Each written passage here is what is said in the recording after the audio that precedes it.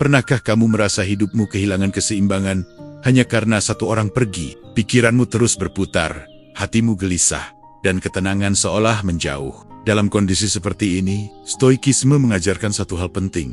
Bukan peristiwa yang melukai kita, tetapi cara kita memaknainya.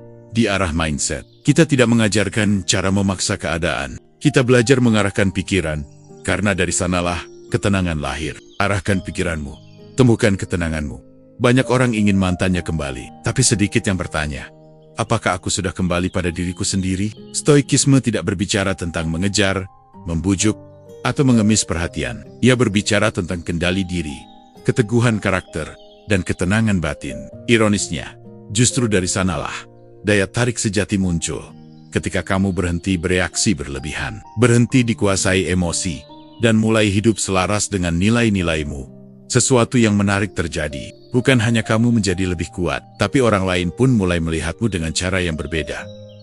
Video ini bukan tentang manipulasi murahan. Ini tentang metode yang telah terbukti selama ribuan tahun membangun diri yang utuh, tenang, dan berdaulat atas emosinya. Dan jika mantanmu memang ditakdirkan kembali, ia akan kembali bukan karena dipaksa, melainkan karena tertarik pada versi dirimu yang lebih kokoh. Kita mulai dari fondasi paling penting dalam Stoikisme, sesuatu yang sering diabaikan, tapi justru menentukan apakah kamu akan hancur atau bertumbuh. Prinsip ini disebut dikotomi kendali. Dalam hidup, ada dua hal yang bisa kamu kendalikan dan yang tidak. Sesederhana itu. Namun, ironisnya, sebagian besar penderitaan manusia lahir karena kita sibuk menghabiskan energi untuk hal-hal yang sejak awal tidak pernah berada dalam kuasa kita.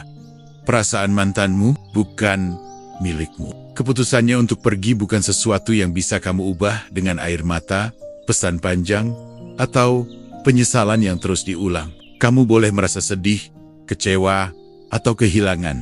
Itu manusiawi. Tapi ketika kamu mencoba mengendalikan apa yang berada di luar kendalimu, disitulah penderitaan berubah menjadi siksaan batin. Epictetus, salah satu filsuf Stoik, berkata bahwa manusia tidak terganggu oleh peristiwa, melainkan oleh penilaian mereka terhadap peristiwa tersebut. Putusnya hubungan bukanlah akhir dunia, tapi pikiranmu yang mengatakan aku tidak berharga tanpa dia, itulah yang menghancurkanmu perlahan saat seseorang pergi. Insting pertama kita adalah mengejar, membuktikan, meyakinkan, seolah-olah cinta bisa dipulihkan dengan argumen dan pengorbanan tanpa batas. Padahal, semakin kamu berusaha mengendalikan keputusan orang lain, semakin kamu kehilangan kendali atas dirimu sendiri. Stoikisme mengajarkan kebalikannya. Ketika sesuatu berada di luar kuasamu, lepaskan. Bukan karena kamu menyerah, tapi karena kamu menghormati kenyataan. Dan menghormati kenyataan adalah bentuk tertinggi dari kekuatan batin yang berada dalam kendalimu. Hanyalah satu hal, dirimu sendiri, pikiranmu, sikapmu, caramu merespons kehilangan, nilai yang kamu pegang saat dunia terasa runtuh. Di titik inilah banyak orang gagal. Mereka mengabaikan satu-satunya wilayah yang benar-benar bisa mereka bangun. Saat kamu terus memantau media sosial mantanmu, menunggu balasan, menafsirkan setiap tanda kecil, kamu sedang menyerahkan kendali hidupmu pada seseorang yang bahkan tidak lagi bersamamu. Itu bukan cinta, itu ketergantungan emosional. Dikotomi kendali mengajakmu berhenti bertanya, bagaimana caranya agar dia kembali? Dan mulai bertanya, bagaimana caranya agar aku kembali menjadi diriku sendiri? Pertanyaan kedua jauh lebih menakutkan, tapi juga jauh lebih membebaskan ketika kamu menerima bahwa kamu tidak bisa mengatur perasaan orang lain. Sesuatu yang menarik terjadi. Beban di dadamu perlahan berkurang. Pikiranmu mulai jernih. Kamu berhenti bereaksi dan mulai memilih respon. Inilah momen di mana ketenangan mulai muncul. Dan jangan salah paham. Melepaskan kendali bukan berarti kamu menutup hati atau mematikan harapan. Itu berarti kamu tidak lagi menggantungkan harga dirimu pada hasil yang tidak bisa kamu pastikan. Kamu berhenti menjadikan orang lain sebagai pusat semestamu. Banyak orang tidak menyadari bahwa sikap inilah yang justru mengembalikan daya tarik. Ketika kamu tidak lagi memaksa, tidak lagi terobsesi, dan tidak lagi terlihat putus asa, kamu memancarkan sesuatu yang langka, ketenangan dan kemandirian. Stoikisme tidak menjanjikan mantanmu pasti kembali. Dan justru disitulah kekuatannya. Ia menjanjikan sesuatu yang lebih berharga. Kebebasan batin, kamu tidak lagi dikendalikan oleh ketakutan kehilangan. Kamu berdiri tegak. Bahkan saat kehilangan itu benar-benar terjadi. jika mantanmu kembali. Itu terjadi karena pilihan bebasnya, bukan karena tekanan emosionalmu. Dan jika ia tidak kembali, kamu tidak hancur. Karena kamu tidak pernah meletakkan seluruh hidupmu di tangan seseorang. Dikotomi kendali adalah latihan harian. Setiap kali pikiranmu mulai melayang pada hal-hal yang tidak bisa kamu atur, tarik kembali ke satu titik. Apa yang bisa aku kendalikan hari ini? Sikapku, tindakanku, caraku merawat diriku sendiri.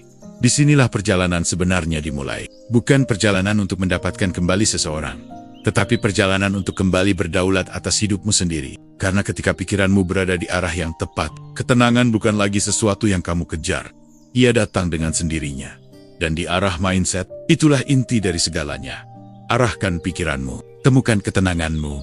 Ketika sebuah hubungan berakhir, yang paling berbahaya bukanlah perpisahan itu sendiri. Yang paling merusak adalah reaksi emosional kita setelahnya. Reaksi yang lahir bukan dari kesadaran tapi dari luka, dari ego yang terpukul, dari rasa takut ditinggalkan. Stoikisme mengajarkan bahwa emosi bukan musuh, tapi emosi yang tidak dikendalikan akan dengan mudah menyeret kita pada tindakan yang merusak nilai diri kita sendiri. Perhatikan apa yang sering terjadi setelah putus. Pesan panjang yang dikirim larut malam. Telepon berulang kali tanpa jawaban. Kata-kata yang awalnya ingin menyelamatkan hubungan, tapi justru terdengar seperti permohonan. Atau sebaliknya ledakan amarah, sindiran, dan kalimat kasar yang lahir dari rasa sakit. Di momen itu, kamu mungkin merasa lega, tapi setelahnya, yang tertinggal hanyalah penyesalan dan harga diri yang terkikis. Masalahnya bukan pada perasaan sedih atau kehilangan. Masalahnya adalah ketika emosi mengambil alih kendali dan memaksamu bertindak bertentangan dengan nilai yang seharusnya kamu jaga. Marcus Aurelius pernah menulis bahwa manusia memiliki kekuatan untuk menunda reaksi. Di antara rangsangan dan respons, ada ruang, dan di ruang itulah kebebasan kita berada. Sayangnya, kebanyakan orang tidak pernah masuk ke ruang itu. Mereka langsung bereaksi.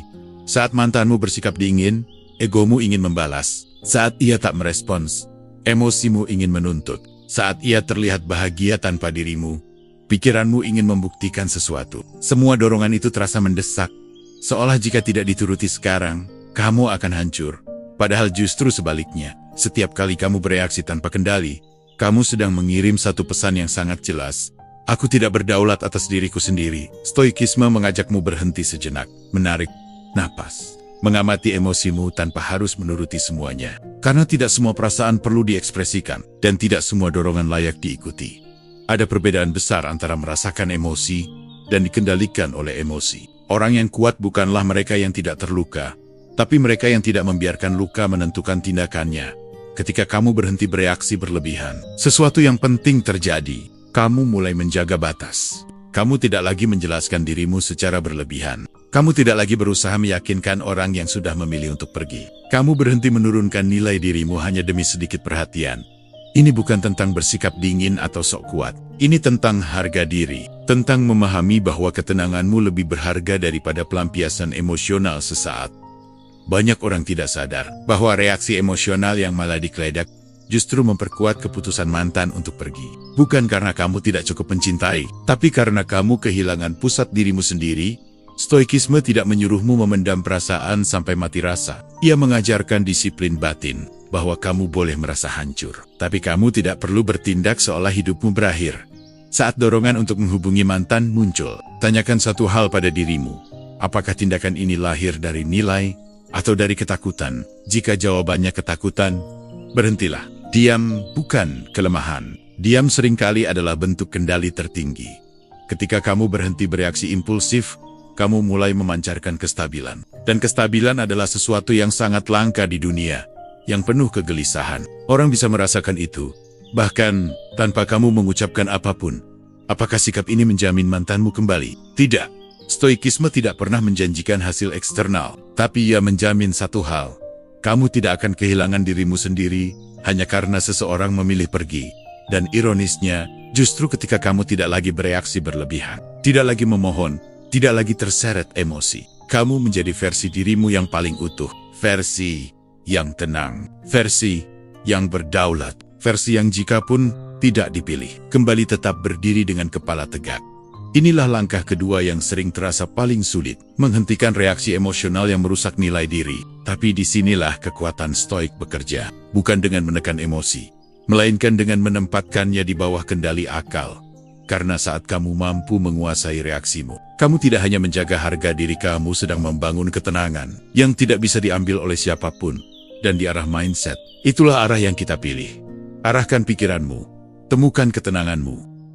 Setelah emosi mulai mereda, ada satu langkah yang sering disalahpahami. Banyak orang menyebutnya menghilang, menjauh, atau nomor kontak. Tapi dalam sudut pandang stoikisme, ini bukan taktik. Ini bukan permainan psikologis. Ini adalah menarik diri untuk kembali pulang pada jati diri. Ketika sebuah hubungan berakhir, seringkali yang hilang bukan hanya pasangan, tapi juga identitas diri. Rutinitasmu berputar di sekitarnya. Keputusanmu dipengaruhi olehnya. Bahkan caramu memandang dirimu sendiri perlahan bergantung pada validasinya. Tanpa sadar, kamu meninggalkan pusat dirimu sendiri. Stoikisme mengajarkan bahwa manusia yang kehilangan kendali atas dirinya akan selalu gelisah. Bahkan saat ia dicintai, maka langkah yang paling bijak bukanlah mengejar orang yang pergi, melainkan kembali berdiri di atas kakimu sendiri. Menarik diri bukan berarti kamu membenci atau memutuskan segalanya dengan kemarahan. Ia adalah keputusan sadar untuk berhenti menjadikan orang lain sebagai poros hidupmu. Kamu berhenti memantau, berhenti menunggu, berhenti berharap dari luar. Bukan karena kamu dingin, tapi karena kamu ingin sembuh dengan utuh. Banyak orang takut menarik diri karena mengira jarak akan membuat mereka dilupakan. Padahal yang sering membuat seseorang kehilangan nilai di mata orang lain adalah kehadiran yang terlalu mudah, terlalu reaktif, dan terlalu bergantung. Saat kamu selalu ada dalam kondisi rapuh, kamu tidak memberi ruang bagi dirimu untuk pulih, dan tidak memberi ruang bagi orang lain untuk merasakan kehilangan.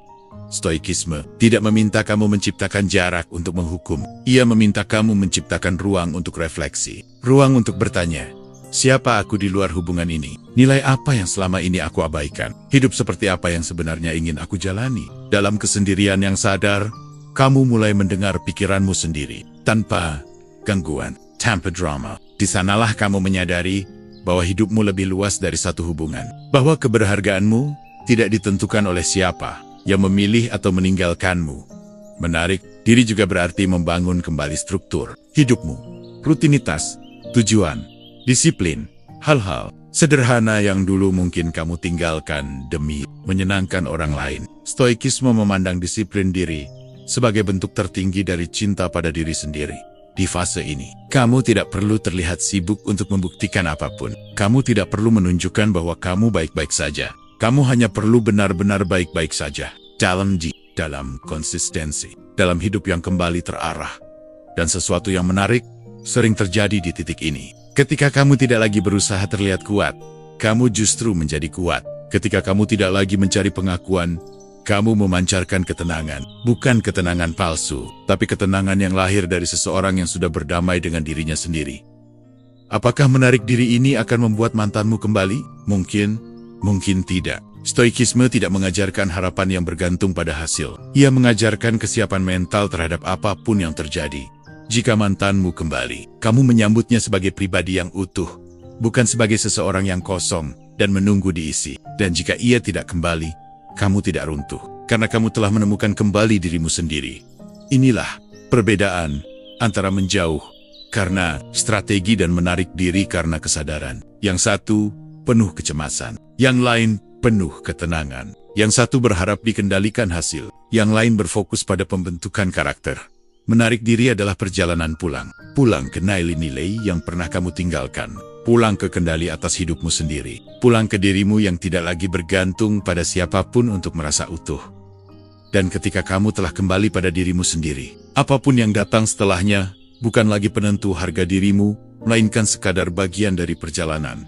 Di arah mindset, kita memahami satu hal penting. Sebelum berharap seseorang kembali, pastikan kamu sendiri sudah kembali. Karena hanya dari sanalah ketenangan sejati bisa tumbuh. Arahkan pikiranmu, temukan ketenanganmu. Banyak orang mengira kesunyian adalah bentuk hukuman.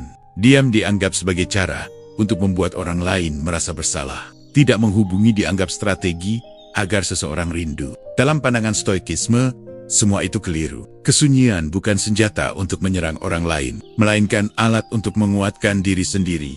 Setelah perpisahan, dorongan terbesar kita adalah berbicara, menjelaskan, membela diri, meluruskan kesalahpahaman. Kita takut jika diam, cerita akan berakhir tanpa versi kita. Padahal, tidak semua hal perlu dijelaskan, dan tidak semua kebenaran harus diperjuangkan dengan kata-kata.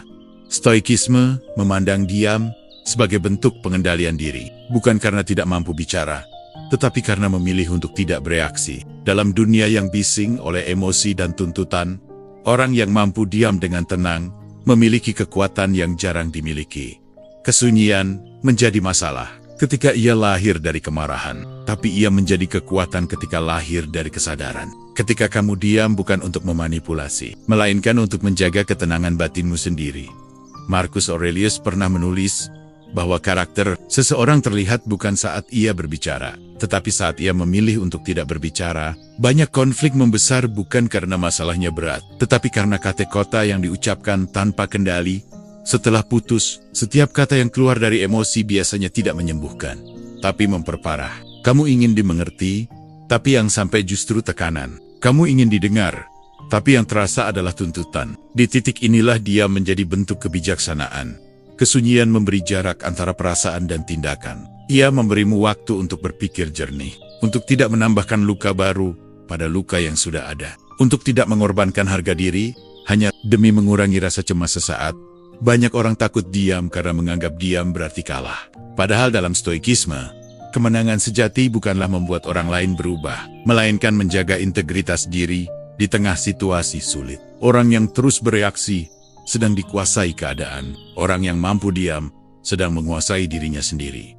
Kesunyian juga melatihmu menghadapi ketidakpastian. Tidak tahu apa yang dipikirkan mantanmu. Tidak tahu apakah ia akan kembali atau tidak. Stoikisme mengajarkan bahwa ketidakpastian bukan musuh, melainkan bagian alami dari hidup, dan orang yang matang adalah mereka yang tidak panik di dalamnya.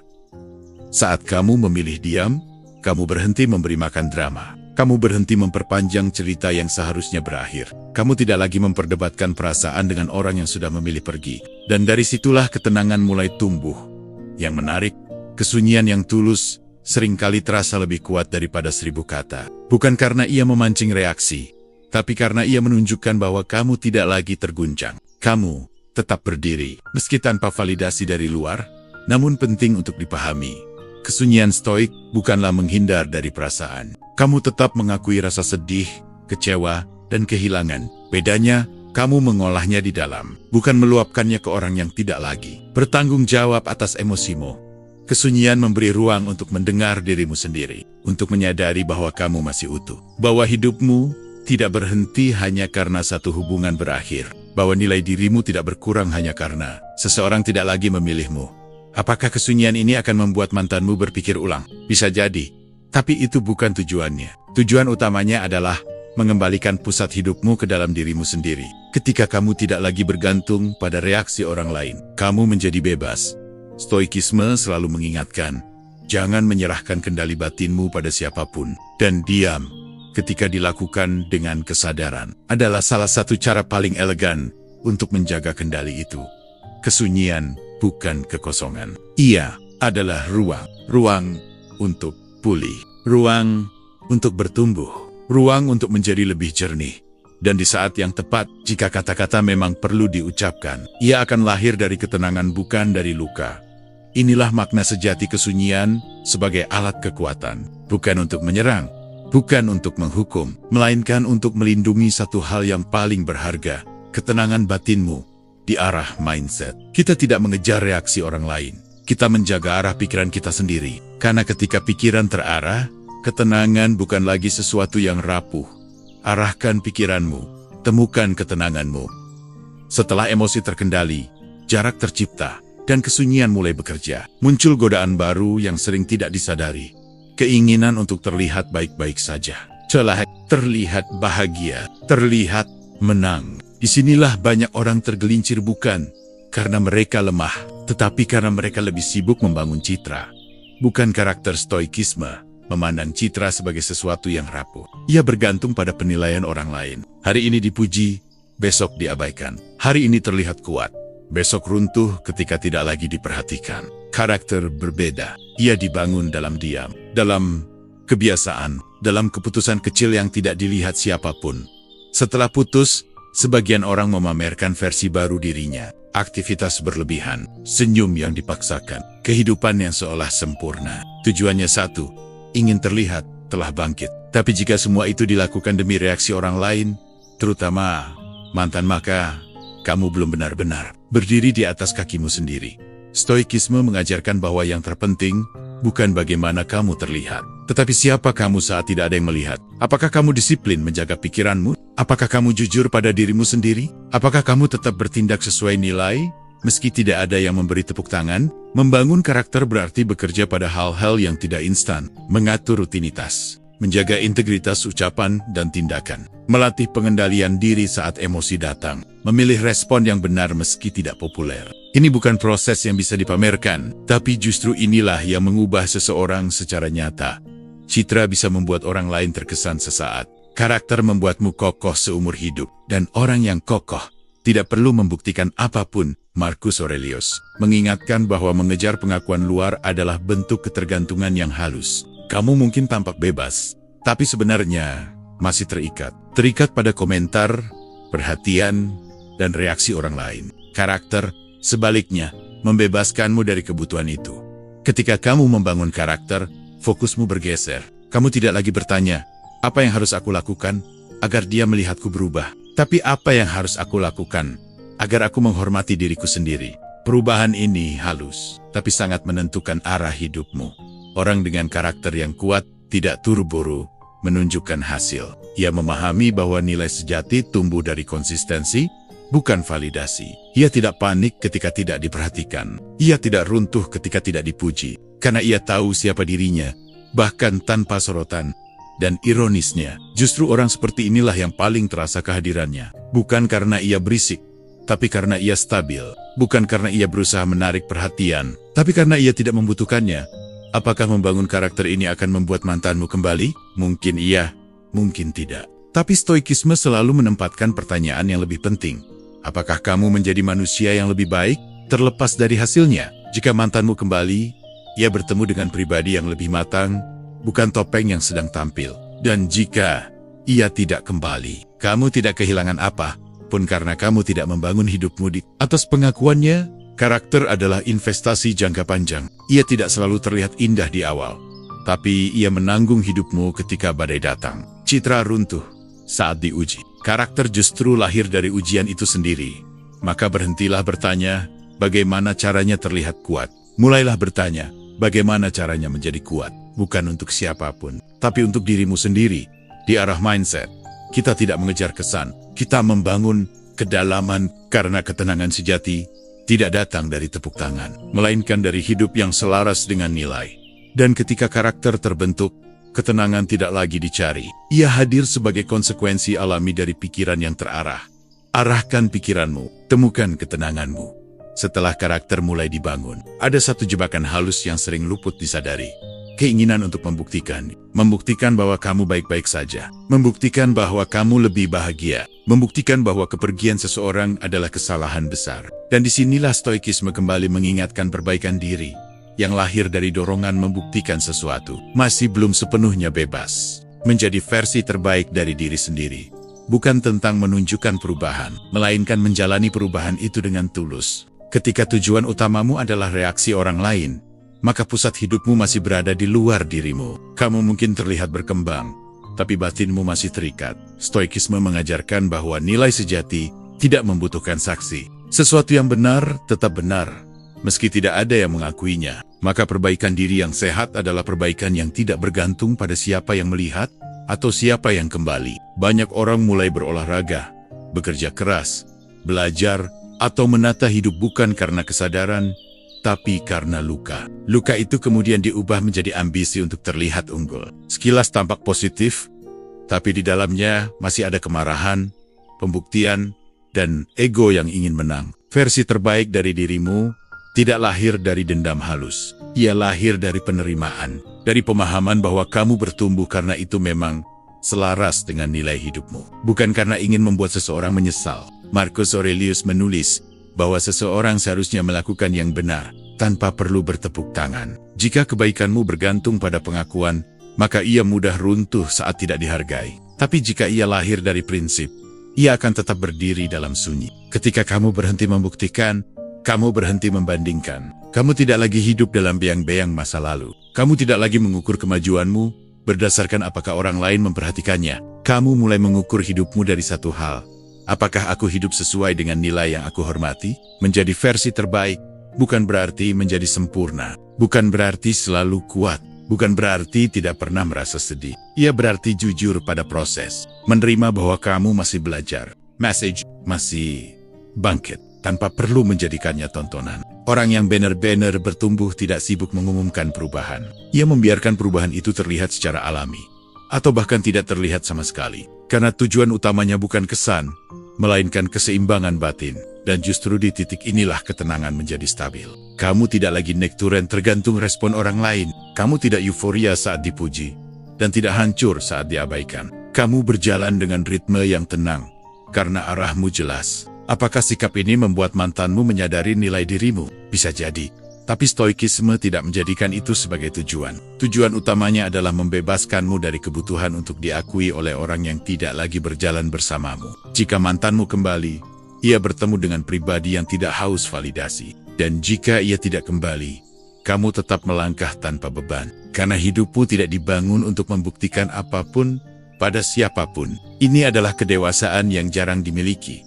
Bertumbuh tanpa penonton, berkembang tanpa sorak-sorai, menjadi lebih baik tanpa agenda tersembunyi. Di dunia yang gemar memamerkan perubahan, ketenangan justru lahir dari perubahan yang tidak perlu diumumkan. Dari langkah-langkah kecil yang konsisten, dari hidup yang kembali jujur pada diri sendiri. Inilah makna sejati menjadi versi terbaik, bukan untuk mengalahkan masa lalu, bukan untuk membuat siapapun menyesal, melainkan untuk menghormati hidup yang telah diberikan padamu. Dan di arah mindset, kita percaya satu hal, ketika arah pikiranmu lurus, kamu tidak perlu membuktikan apapun. Ketenangan akan menjadi bukti itu sendiri. Arahkan pikiranmu, temukan ketenanganmu. Ada satu paradoks yang sering tidak disadari. Semakin kamu membutuhkan seseorang, semakin kecil daya tarikmu di hadapannya. Dan semakin kamu berdiri utuh tanpa bergantung, semakin kuat kehadiranmu terasa. Inilah yang dalam stoikisme dipahami sebagai ketidakbergantungan emosional, bukan dingin, bukan acuh, tetapi merdeka secara batin. Ketergantungan emosional lahir ketika kebahagiaanmu digantungkan pada satu orang, saat suasana hatimu naik turun karena responnya, saat ketenanganmu hilang hanya karena ia menjauh. Di titik itu, hubungan tidak lagi berdiri di atas pilihan, tetapi di atas kebutuhan. Dan kebutuhan yang berlebihan selalu terasa berat bagi pihak lain. Stoikisme mengajarkan bahwa manusia yang sehat secara batin tidak menjadikan siapapun sebagai sumber utama ketenangannya. Ia mencintai, tetapi tidak melekat. Ia peduli, tetapi tidak kehilangan dirinya sendiri. Ketika kamu bergantung secara emosional, setiap tindakanmu mengandung tekanan tersembunyi. Pesanmu membawa harapan, diamu membawa kecemasan, kehadiranmu terasa menuntut. Meski kamu tidak mengatakannya, orang lain bisa merasakannya, bahkan tanpa kata. Sebaliknya, ketidakbergantungan emosional menciptakan ruang bernapas, ruang memilih, ruang di mana hubungan bisa tumbuh tanpa paksaan. Dan ruang inilah yang seringkali justru memunculkan daya tarik alami. Orang yang tidak bergantung, tidak terburu-buru. Ia tidak panik, kehilangan. Ia tidak memohon perhatian. Ia hadir karena memilih, bukan karena takut sendirian. Dan pilihan selalu terasa lebih ringan daripada kebutuhan. Marcus Aurelius menulis bahwa kebahagiaan seseorang tidak seharusnya diletakkan di tangan orang lain. Karena saat kamu menyerahkan kendali itu, kamu juga menyerahkan ketenanganmu. Ketidakbergantungan emosional adalah cara stoik menjaga kendali batin tetap utuh. Daya tarik alami tidak berasal dari usaha keras untuk menarik. Ia muncul dari kestabilan, dari sikap tenang, dari seseorang yang tidak terus-menerus meminta diyakinkan. Energi seperti ini terasa aman, dewasa, dan menenangkan. Banyak orang salah mengira bahwa cinta harus diperjuangkan dengan intensitas emosi. Padahal cinta yang matang justru lahir dari dua individu yang utuh, bukan dari dua kekosongan yang saling menempel. Ketika kamu tidak lagi bergantung, kamu tidak takut kehilangan. Dan orang yang tidak takut kehilangan tidak mudah dikendalikan oleh rasa cemas. Ia berbicara dengan jujur. Ia bertindak dengan tenang. Ia tidak menekan, tidak menarik, tidak mendorong berlebihan. Apakah sikap ini membuat mantanmu kembali tertarik? Bisa jadi, karena ketenangan selalu lebih menarik daripada kegelisahan. Kemandirian selalu lebih menggugah daripada ketergantungan. Tapi sekali lagi, stoikisme tidak menjadikannya tujuan utama. Tujuan sejatinya adalah kebebasan batin, bahwa kamu bisa mencintai tanpa mengorbankan diri, bahwa kamu bisa sendiri tanpa merasa kosong, bahwa kamu tetap utuh, apapun yang dipilih orang lain. Ketidakbergantungan emosional bukan berarti menutup hati. Ya berarti kamu tidak lagi menggantungkan nilai dirimu pada keberadaan siapapun. Kamu berhenti meminta orang lain mengisi ruang yang seharusnya kamu rawat sendiri. Dan justru dari kemandirian, inilah daya tarik sejati muncul. Bukan yang dibuat-buat, bukan yang dipoles, tapi yang terasa tenang, stabil, dan dewasa. Di dunia yang penuh kecemasan, orang yang tenang selalu terasa berbeda. Bukan karena ia lebih hebat, tapi karena ia tidak haus untuk dipegangi. Ia berdiri dengan pijakan sendiri. Inilah daya tarik alami yang dibicarakan stoikisme. Daya tarik yang tidak memohon, tidak menuntut, tidak memaksa. Ia hadir sebagai konsekuensi dari batin yang merdeka. Dan di arah mindset, kita memahami satu hal penting. Ketika kamu tidak lagi bergantung secara emosional, kamu tidak hanya menjadi lebih menarik, kamu menjadi lebih bebas. Arahkan pikiranmu, temukan ketenanganmu. Di tengah luka kehilangan, ada satu pengingat stoik yang terdengar kelam, tapi justru membebaskan. Memento mori, ingatlah bahwa kamu akan mati. Bukan untuk menakut-nakuti, melainkan untuk mengembalikan perspektif tentang hidup yang sering kita habiskan dalam kecemasan dan penyesalan. Ketika hubungan berakhir, pikiran kita mudah terjebak seolah peristiwa itu adalah pusat segalanya. Seolah hidup berhenti di titik itu. Seolah kebahagiaan hanya mungkin jika masa lalu kembali. Memento mori mematahkan ilusi itu dengan satu pertanyaan sunyi. Jika hidupmu terbatas, apakah kamu ingin menghabiskannya dalam penderitaan yang sama? Stoikisme tidak menolak rasa sedih. Ia menolak keterjebakan. Ia mengingatkan bahwa waktu adalah aset yang tidak bisa dikembalikan. Dan setiap hari yang dihabiskan dalam obsesi adalah hari yang hilang selamanya. Marcus Aurelius sering menulis tentang kefanaan, bukan karena ia pesimis, tetapi karena ia ingin hidup dengan jernih. Kesadaran bahwa hidup ini singkat, membuat kita lebih berhati-hati memilih pikiran, apa yang kita pelihara, dan emosi apa yang kita biarkan berlama-lama.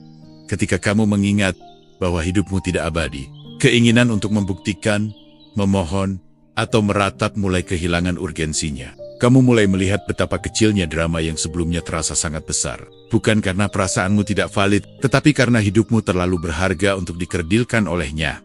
Memento mori mengajakmu bertanya dengan jujur, jika ini adalah tahun terakhir hidupku, apakah aku ingin menghabiskannya menunggu seseorang berubah pikiran? Pertanyaan ini tidak kejam, dan kejujuran seringkali menyembuhkan lebih cepat daripada penghiburan palsu. Kesadaran akan kefanaan juga mengajarkan kerendahan hati. Tidak semua hubungan ditakdirkan bertahan. Tidak semua orang akan berjalan bersamamu sampai akhir. Dan itu bukan kegagalan moral. Itu adalah bagian alami dari hidup yang terus bergerak.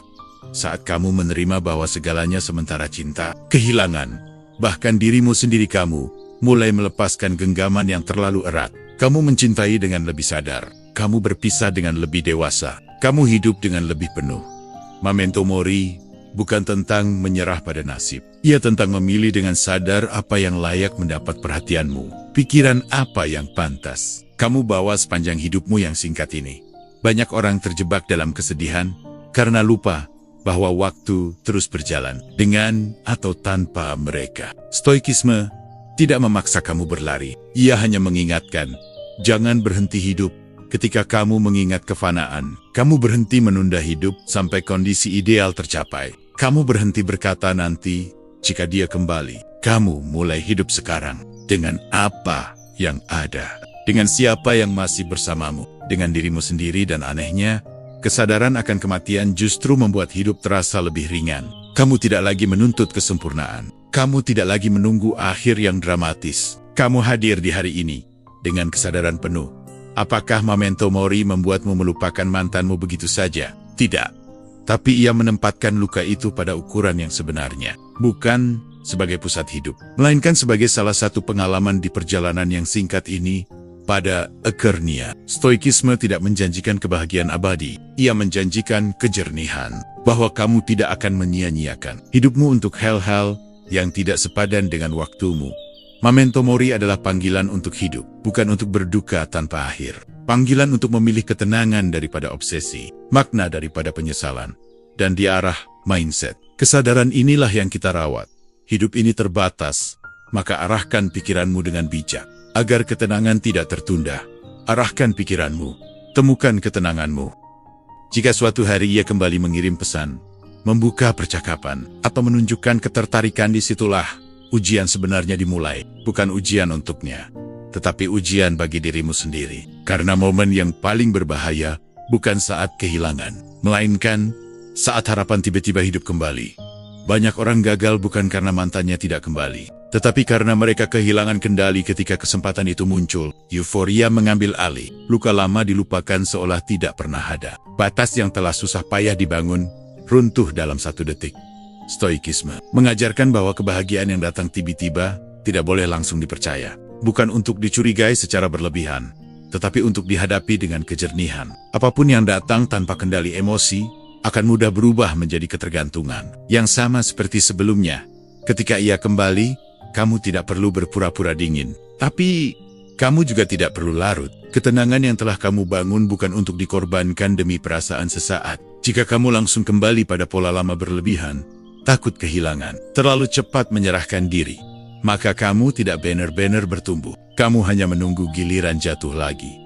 Marcus Aurelius mengingatkan bahwa ujian karakter bukan saat hidup sulit, tetapi saat hidup terasa menyenangkan. Karena disitulah kewaspadaan sering mengendur, dan hubungan yang dibangun di atas euforia jarang bertahan lama. Menghadapi kembalinya seseorang dengan kendali, berarti kamu tetap sadar akan nilai dan batasmu. Kamu mendengarkan, bukan menelan mentah-mentah. Kamu merespons, bukan bereaksi. Kamu hadir, tapi tidak kehilangan pusat dirimu. Kamu tidak terburu-buru menyimpulkan, tidak langsung membuka seluruh pintu, tidak menganggap satu pesan sebagai janji masa depan. Kamu memberi ruang bagi waktu untuk menguji niat, konsistensi, dan perubahan yang nyata. Stoikisme tidak melarang harapan. Ia hanya melarang harapan yang membutakan akal sehat. Karena harapan tanpa kendali seringkali hanya mengulang penderitaan yang sama dengan kemasan berbeda. Jika ia kembali, kamu tidak perlu meminta penjelasan panjang atau menuntut kepastian instan. Sikapmu yang tenang sudah cukup menjadi cermin. Dari sanalah kamu bisa melihat apakah yang kembali adalah kesadaran atau hanya rasa sepi sesaat. Dan yang terpenting, kamu tidak mengorbankan dirimu demi mempertahankan kemungkinan. Kamu tidak menurunkan standar hanya karena takut kehilangan lagi. Karena kamu sudah pernah berada di titik terendah dan kamu tahu, kamu bisa berdiri kembali tanpa siapapun. Menghadapi dengan kendali juga berarti siap menerima 2 kemungkinan. Ia benar-benar berubah, atau ia hanya lewat. Stoikisme mempersiapkanmu untuk keduanya, tanpa membuatmu hancur oleh salah satunya. Jika hubungan itu dibangun kembali, ia dimulai dari 2 pribadi yang lebih dewasa. Bukan dari rasa takut, bukan dari kekosongan, bukan dari euforia, tapi dari pilihan yang tenang dan sadar. Dan jika ternyata ia pergi lagi, kamu tidak runtuh. Karena kamu tidak menggantungkan seluruh hidupmu pada satu peluang. Kamu tidak menaruh seluruh kebahagiaanmu pada satu pintu yang terbuka. Inilah kedewasaan emosional yang jarang dimiliki. Mampu menyambut tanpa melekat, berharap tanpa kehilangan kendali, dan mencintai tanpa mengorbankan diri. Di arah mindset, kita memahami bahwa ketenangan yang telah dibangun terlalu berharga untuk ditukar dengan euforia sesaat. Karena yang benar-benar kuat bukanlah mereka yang paling bahagia saat kesempatan datang, tetapi mereka yang tetap utuh di dalamnya. Jika ia kembali, hadapi dengan kendali. Karena ketenanganmu bukan hadiah dari siapa pun, ia adalah hasil dari perjalananmu sendiri. Arahkan pikiranmu, temukan ketenanganmu. Ada satu kemungkinan yang sering dihindari untuk dipikirkan, padahal justru itulah yang paling membebaskan. Jika ia tidak kembali, kamu tetap menang. Bukan menang karena lebih bahagia, bukan menang karena terlihat kuat, tapi menang karena kamu tidak kehilangan dirimu sendiri di sepanjang perjalanan ini. Stoikisme tidak menjanjikan hasil sesuai keinginan. Ia tidak berkata bahwa ketenangan akan selalu dihadiahi dengan kembalinya seseorang. Yang ia janjikan adalah sesuatu yang lebih kokoh. Kamu tidak akan hancur oleh hasil apapun. Banyak orang mengukur kemenangan dari apakah mantannya kembali atau tidak. Seolah-olah nilai hidup ditentukan oleh satu orang yang memilih atau pergi. Stoikisme membalik cara pandang itu. Kemenangan sejati adalah ketika hidupmu tidak lagi dikendalikan oleh keputusan orang lain. Jika ia tidak kembali, itu berarti satu hal. Hubungan itu memang selesai. Bukan karena kamu kurang berharga, tetapi karena jalan hidup kalian tidak lagi searah. Dan menerima kenyataan dengan tenang adalah tanda kedewasaan, bukan kekalahan. Bayangkan dirimu di titik awal saat emosi menguasai, saat harga diri terkikis, saat pikiran penuh kecemasan. Bandingkan dengan dirimu sekarang lebih tenang, lebih sadar, lebih berdaulat atas respon dan pilihan. Jika kamu telah sampai di titik ini, bagaimana mungkin itu disebut kalah? Marcus Aurelius menulis bahwa tidak ada yang benar-benar bisa merugikanmu, kecuali jika kamu mengizinkannya merusak karaktermu. Jika kehilangan tidak membuatmu kehilangan nilai, maka kehilangan itu tidak pernah benar-benar mengambil apapun darimu. Tidak kembalinya, seseorang bukan kegagalan dari proses yang kamu jalani. Justru, proses itulah tujuan utamanya. Kamu belajar mengendalikan emosi, menarik diri dengan sadar, membangun karakter, hidup tanpa bergantung. Semua itu tetap bernilai. Terlepas dari siapa yang kembali atau tidak, Stoikisme mengajarkan kita untuk mencintai hasil yang terjadi. Bukan hanya hasil yang kita inginkan. Bukan berarti pasrah tanpa arah, tetapi menerima kenyataan tanpa melawan hidup dengan amarah. Jika ia tidak kembali, kamu tidak perlu mengutuk masa lalu. Hubungan itu pernah hadir, pernah bermakna, dan telah selesai menjalankan perannya. Tidak semua hal harus bertahan lama untuk disebut berharga. Di titik ini, kamu tidak lagi hidup untuk membuktikan apapun. Kamu tidak lagi menunggu penutup yang dramatis. Kamu berjalan ke depan dengan kesadaran bahwa hidupmu tetap utuh, bahkan tanpa jawaban yang kamu harapkan. Dan justru, disinilah kemenangan paling sunyi terjadi. Tidak ada sorak-sorai, tidak ada pengakuan. Hanya ketenangan yang stabil, pikiran yang jernih, dan hidup yang kembali berada di tanganmu sendiri. Kamu menang karena kamu tidak menyerahkan kendali batinmu. Kamu menang karena kamu bertumbuh, bukan membusuk dalam penantian. Kamu menang karena kamu belajar mencintai tanpa kehilangan diri. Jika suatu hari kebahagiaan baru datang, kamu menyambutnya tanpa luka lama. Dan jika kesendirian masih menemani, kamu tidak merasa kurang, karena kamu tidak lagi menjadikan siapapun sebagai syarat untuk merasa utuh. Inilah akhir yang jarang dibicarakan, tapi paling membebaskan. Ketika seseorang tidak kembali, hidupmu tetap berjalan. Dan bukan hanya berjalannya bergerak dengan arah yang lebih jelas. Di arah mindset, kita tidak mengukur kemenangan dari hasil eksternal. Kita mengukurnya dari kedamaian batin yang berhasil dijaga. Karena pada akhirnya, orang yang benar-benar menang adalah mereka yang tetap tenang. Apapun yang dipilih hidup untuk mereka, arahkan pikiranmu, temukan ketenanganmu,